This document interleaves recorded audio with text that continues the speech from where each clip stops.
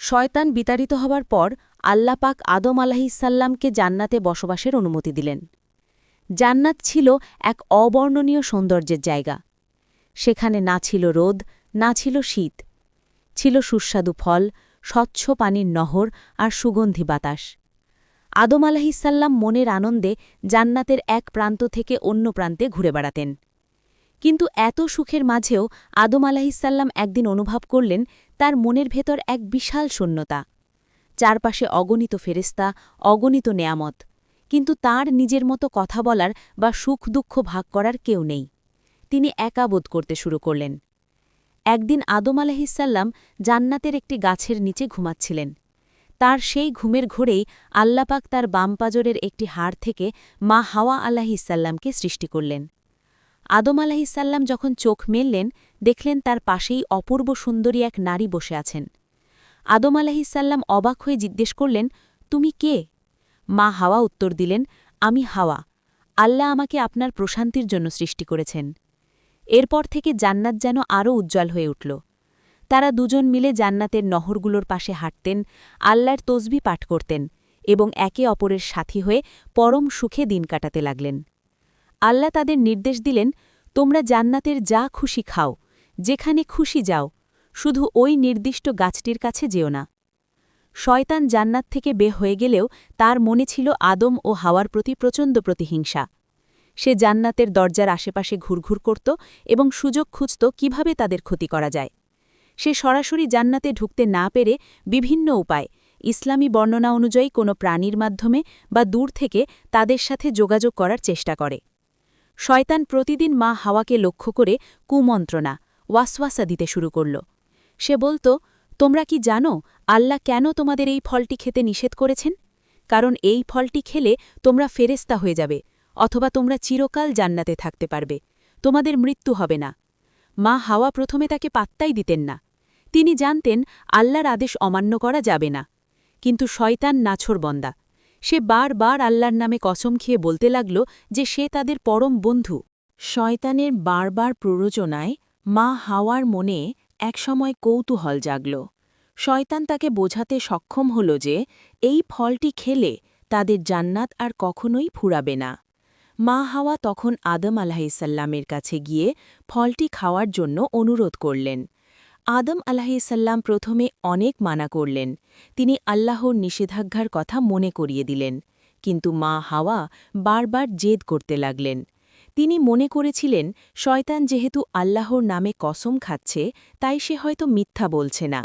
এক পর্যায়ে ভালোবাসার খাতিরে এবং মা হাওয়ার অনুরোধে আদম আলাহিসাল্লামও সেই ফলটি খাওয়ার ব্যাপারে নমনীয় হলেন।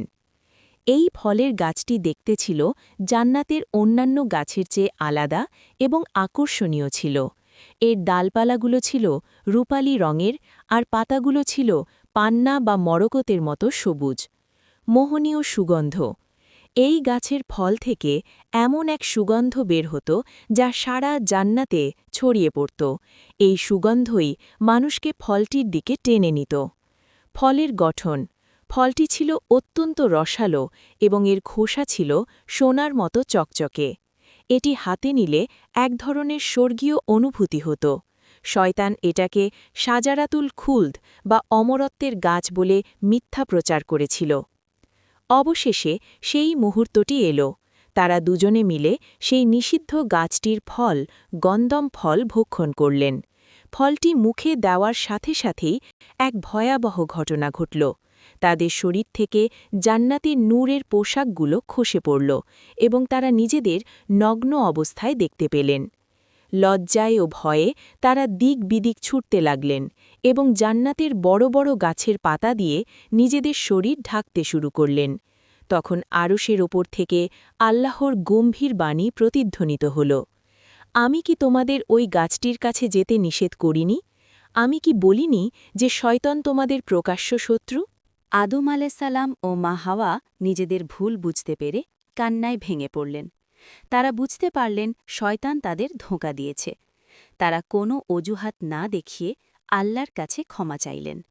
রব্বানা জালামনা আনফুসানা, অর্থাৎ হে আমাদের পালনকর্তা, আমরা আমাদের নিজেদের ওপর জুলম করেছি। আপনি যদি ক্ষমা না করেন তবে আমরা ধ্বংস হয়ে যাব। আল্লাহ তাদের ক্ষমা করে দিলেন ঠিকই, কিন্তু পরীক্ষা ও বিধান অনুযায়ী তাদের পৃথিবীতে নামিয়ে দেওয়া হল। শুরু হল মানবজাতির এক নতুন অধ্যায়, যেখানে থাকবে সুখ দুঃখ, ভালো মন্দ এবং শয়তানের সাথে আজীবন লড়াই। নিষিদ্ধ ফল খাওয়ার পর আল্লাহ তাআলা আদম আলাইসাল্লাম ও মা হাওয়াকে পৃথিবীতে পাঠিয়ে দিলেন। তারা যখন প্রথম পৃথিবীতে পা রাখলেন, তখন সব কিছু ছিল একদম অচেনা। আদম আলাইসাল্লাম নামলেন শ্রীলঙ্কার এক উঁচু পাহাড়ের চূড়ায়। চারপাশে ঘন জঙ্গল আর মেঘের আনাগোনা। অন্যদিকে মা হাওয়া নামলেন আরবের জেদ্দার তপ্ত মরুভূমিতে। দুজনের মাঝখানে ছিল হাজার হাজার মাইলের দূরত্ব। তারা একে অপরকে দেখতে পাচ্ছিলেন না, এমনকি জানতেনও না অন্যজন কোথায় আছেন। আদম আলাইসাল্লাম পাহাড়ের চূড়ায় বসে কাঁদতেন আর আল্লাহর কাছে ক্ষমা চাইতেন। কথিত আছে, জান্নাতের বিচ্ছেদ আর মা হাওয়ার বিরহে তিনি এত কেঁদেছিলেন যে তার চোখের পানিতে পাহাড়ের পাথর ক্ষয়ে গিয়েছিল। সেই নির্জন পাহাড়ের চূড়ায় তিনি বন্য ফলমূল খেয়ে আর আল্লাহর ইবাদত করে দিন কাটাতেন। অন্যদিকে মা হাওয়া মরুভূমির উত্তপ্ত বালুতে প্রিয়তমকে খুঁজে বেড়াতেন আর চোখের জল ফেলতেন। পৃথিবীর প্রথম জীবন সংগ্রাম। তারা জানতেন না কিভাবে চাষ করতে হয় বা কিভাবে ঘর বানাতে হয়। ফেরিস্তা জিব্রাইল আলাইসাল্লাম এসে আদম আলাইসাল্লামকে কৃষিকাজ শেখালেন। তিনি পাথর দিয়ে আগুন জ্বালালেন, মাটি খুঁড়ে বীজ বুনলেন। জান্নাতে যা চাইলেই পাওয়া যেত, পৃথিবীতে তা পাওয়ার জন্য তাদের হাড় ভাঙা খাটুনি করতে হল।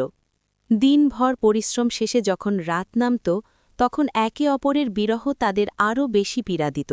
সেই ঐতিহাসিক পুনর্মিলন। এভাবে দীর্ঘ বছর, কারো মতে ৪০ বছর, কারো মতে ২০০ বছর কেটে গেল। অবশেষে আল্লাহ পাক তাদের তওবা কবুল করলেন। আল্লাহর পক্ষ থেকে ইশারা পেয়ে আদম আলাইসাল্লাম শ্রীলঙ্কা থেকে হাঁটা শুরু করলেন মক্কার দিকে।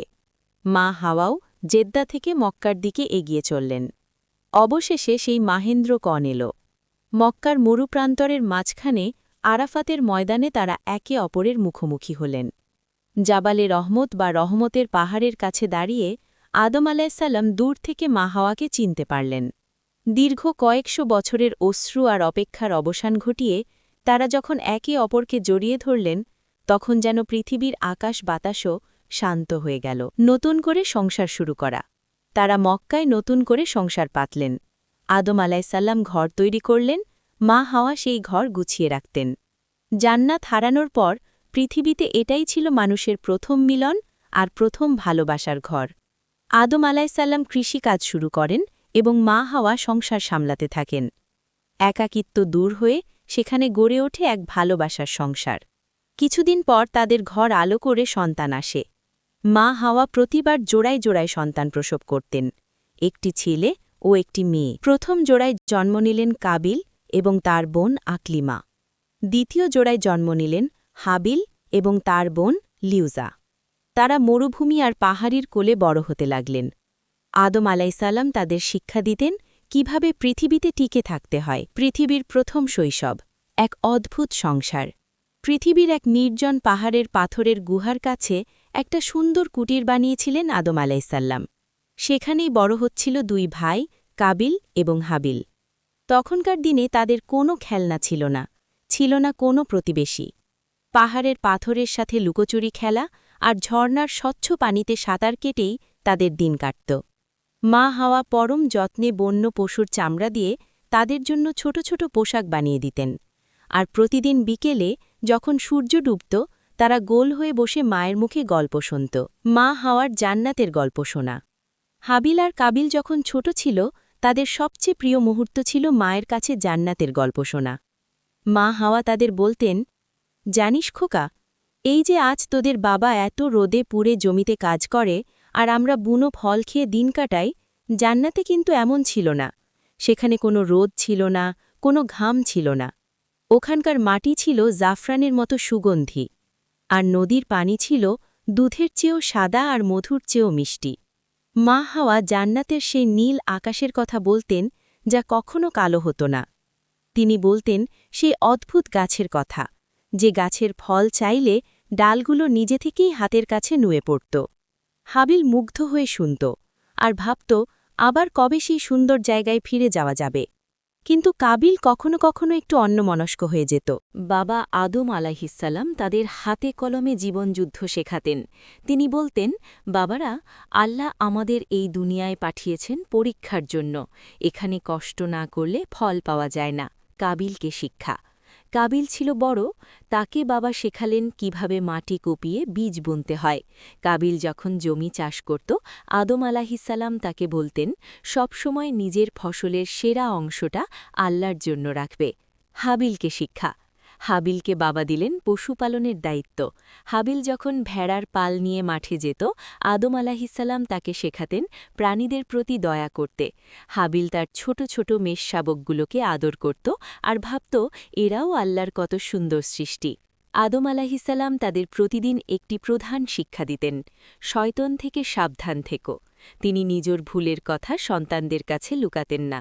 তিনি বলতেন, দেখো, শয়তানের প্ররোচনায় আমরা সেই নিষিদ্ধ ফল খেয়েছিলাম বলেই আজ আমাদের এই কষ্ট। তোমরা কখনো শয়তানের ধোকায় পা দিও না। দুই ভাইয়ের দুই ভিন্ন মন মানসিকতা। বড় হতে হতে হাবিল ও কাবিলের স্বভাবের পার্থক্য স্পষ্ট হতে লাগল। হাবিল ছিল অত্যন্ত শান্ত ও ইবাদতগুজার। সে জানত বাবা মায়ের কথা মানা মানেই আল্লাহকে খুশি করা। সে পশুপালন করার সময়ও তসবিহ পাঠ করত। কাবিল ছিল একটু রাগী আর একগুঁয়ে। সে পরিশ্রম করতে গিয়ে মাঝে মাঝে বিরক্ত হতো এবং ভাবত, কেন তাকে এত কষ্ট করতে হচ্ছে। মা হাওয়া তাদের দুই ভাইকে খুব ভালোবাসতেন। তিনি তাদের জান্নাতের গল্প শুনিয়ে শোনাতেন, যেন তারা সব সময় ভালো পথে থাকে। কিন্তু কাবিলের মনে ধীরে ধীরে এক অদ্ভুত হিংসার বীজ বপন হচ্ছিল, যা পরে পৃথিবীর বুকে এক মহাপ্রলয় ডেকে এনেছিল। কাবিল বড় হয়ে বেছে নিলেন কৃষিকাজ। সে ছিল কিছুটা কঠোর মেজাজের। অন্যদিকে হাবিল বড় হয়ে হলেন পশুপালক। তিনি ছিলেন অত্যন্ত নম্র, ভদ্র এবং আল্লাহর প্রতি অনুগত। দুই ভাই মিলে বাবাকে কাজে সাহায্য করতেন। সন্তানরা যখন বিয়ের বয়সে পৌঁছালেন, তখন আল্লাহ আদম আলাইসাল্লামকে একটি বিশেষ নিয়ম বাতলে দিলেন। নিয়মটি ছিল, এক জোড়ার ছেলের সাথে অন্য জোড়ার মেয়ের বিয়ে হবে, অর্থাৎ হাবিলের বিয়ে হবে কাবিলের সাথে জন্মানো বোন আকলিমার সাথে, কাবিলের বিয়ে হবে হাবিলের সাথে জন্মানো বোন লিউজার সাথে। সমস্যা শুরু হলো এখানেই। কাবিলের সাথে জন্মানো বোন আকলিমা ছিল অনেক বেশি সুন্দরী। কাবিল জেদ ধরল যে সে নিজের সাথে জন্মানো বোনকেই বিয়ে করবে। আদম আলাইসাল্লাম তাকে বোঝালেন যে এটি আল্লাহর আইন, কিন্তু কাবিল তার অহংকার আর জিদের কারণে তা মানতে অস্বীকার করল। বিবাদ মেটানোর জন্য আদম আলাইসাল্লাম তাদের দুই ভাইকে আল্লাহর উদ্দেশ্যে কোরবানি পেশ করার নির্দেশ দিলেন। যার কোরবানি কবুল হবে সেই আকলিমাকে বিয়ে করার যোগ্য বলে বিবেচিত হবে। হাবিলের ভক্তি। হাবিল তার পালের সবচেয়ে সুন্দর ও সুস্থ দুম্বাটি আল্লাহর নামে উৎসর্গ করলেন। তার মনে ছিল কেবল আল্লাহর সন্তুষ্টি। কাবিলের অবজ্ঞা। কাবিল অনিচ্ছা সত্ত্বেও কিছু নিম্নমানের শস্য ও পচা ঘাস কোরবানির জন্য পাহাড়ের চূড়ায় রাখল। হঠাৎ আকাশ থেকে একখণ্ড আগুন এসে হাবিলের দুম্বাটি তুলে নিয়ে গেল, যা ছিল কোরবানি কবুলের লক্ষণ। কিন্তু কাবিলের শস্যগুলো যেমন ছিল তেমনই পড়ে রইল। কোরবানি কবুল না হওয়ায় কাবিলের মনে হিংসার আগুন জ্বলে উঠল। সে হাবিলকে একান্তে পেয়ে বলল, আমি তোকে মেরেই ফেলব। উত্তরে পবিত্র মন নিয়ে হাবিল বললেন, আল্লাহ কেবল খোদাভীরুদের কোরবানি কবুল করেন। তুই যদি আমাকে মারার জন্য হাত তুলিস, তবুও আমি তোকে মারার জন্য হাত তুলব না, কারণ আমি আল্লাহকে ভয় পাই। এক রাতে যখন হাবিল মাঠে ঘুমাচ্ছিলেন বা বিশ্রাম নিচ্ছিলেন, তখন কাবিল বড় একটি পাথর দিয়ে তার মাথায় আঘাত করে। যন্ত্রণায় ছটপট করতে করতে হাবিল শেষ নিঃশ্বাস ত্যাগ করেন। পৃথিবীর ইতিহাসে সেটিই ছিল প্রথম রক্তপাত এবং প্রথম খুন। ভাইকে মেরে ফেলার পর কাবিল কিংকর্তব্য বিমূঢ় হয়ে পড়ল। লাশের কি করতে হবে তা সে জানত না। সে হাবিলের মৃতদেহ কাঁধে নিয়ে অনেক দিন ঘুরে বেড়াল। তখন আল্লাহ একটি অলৌকিক দৃশ্য দেখালেন। দুটি তাক লড়াই করল এবং একটি মারা গেল। জীবিত কাকটি ঠোঁট দিয়ে গর্ত খুঁড়ে মরা কাকটিকে মাটি চাপা দিল। এটি দেখে কাবিল কান্নায় ভেঙে পড়ল। সে ভাবল, আফসুস, আমি কি এই কাকটির সমানও হতে পারলাম না। এরপর